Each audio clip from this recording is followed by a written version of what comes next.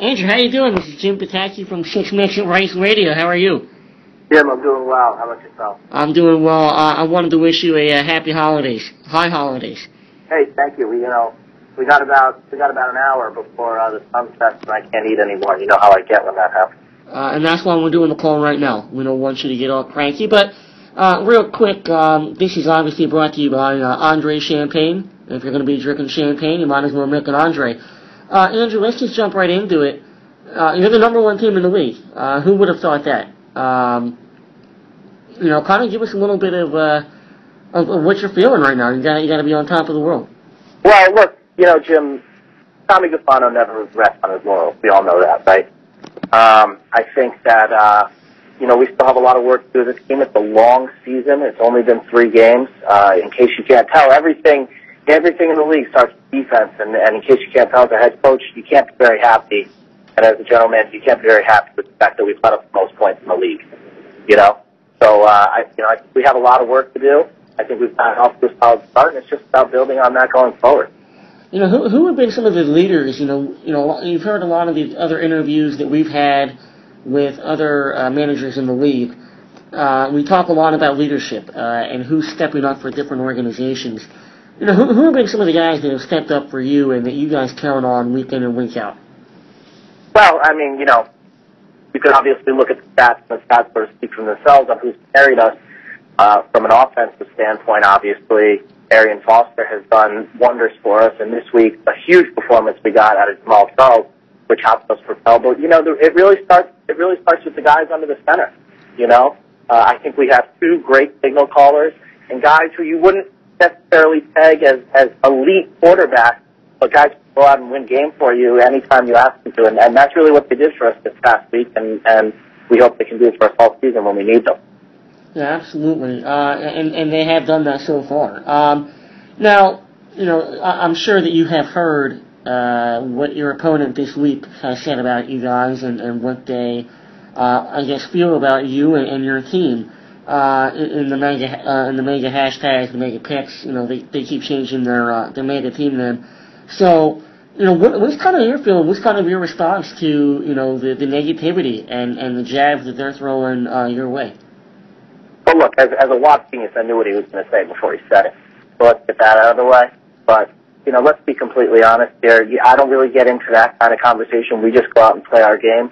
But, I think we'll have an easier time if his team just keeps throwing us the ball like they have the rest of the season. I think Charles Woodson said it best. Just let him go back there and they'll throw you the ball.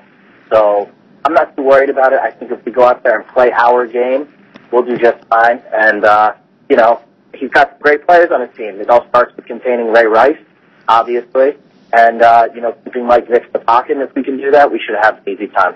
I'm not too worried about what mega hashtag pick interception, fumbleitis has to say. Yeah, those are some pretty strong words. The pundits have you as a 3-point underdog, even though you're the number 1 team in the league.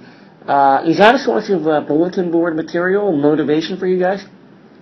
Anytime the media chimes in on any matchup and pegs you as an underdog, you use that to get your team going, but we know we don't really read into that too much. We know if we go out and play our game, we establish the run, and, work on some things that we need to work on defensively, that we should come out victorious. We don't mind playing, we don't mind playing the underdog. We've done it for most of our career, and we'll continue to do it, and, we did it last week, and we'll continue to do it. Do you ever worry about peaking too early? Yeah, you always worry about too early. Obviously, we put up some huge numbers this week, getting limited production from a couple of spots. So you do worry about that, but you take what the league gives.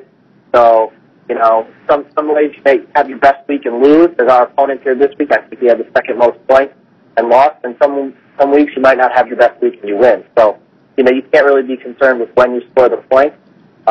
You just hope that you get lucky and can play some good defense.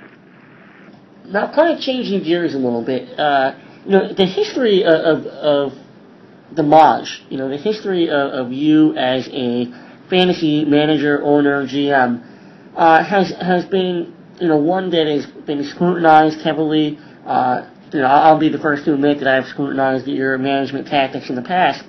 What are some of the things that you did in this off season that have paid some dividends early on in the season?